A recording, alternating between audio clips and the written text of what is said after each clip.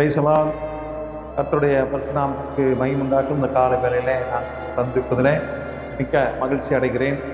ஓசியா 14:2 சொல்லுகிறது, உன் தேவனாகிய கர்த்தரிடத்தில் திரும்பு என்று சொல்லி.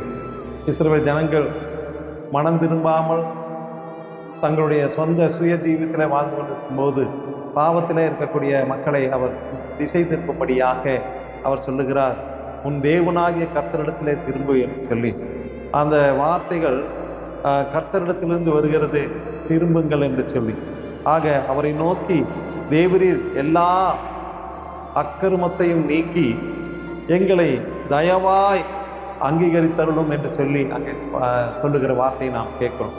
அப்பொழுது நாங்கள் எங்கள் உதடுகளின் பலிகளை செலுத்துவோம், தங்கள் பாவங்களிலிருந்து மனம் திரும்ப வேண்டும் என்ற கர்த்தர் விரும்புகிறார். அவர்கள் எப்படியாவது மனம் திரும்ப வேண்டும். கர்த்தர் இஸ்ரவேலரை அழைக்கிறார், கர்த்தருடைய ஜனம் என்று சொல்லுகிறார், தேவனுடைய புத்திரர் என்று சொல்லுகிறார், வேறு விரிக்கப்பட்டவர்கள் என்று சொல்லுகிறார். வேறு விரிக்கப்பட்ட அந்த குடும்பங்கள் ஒரு கேற்ற வாழ்க்கை வாழ வேண்டும் என்று விரும்புகிறார்.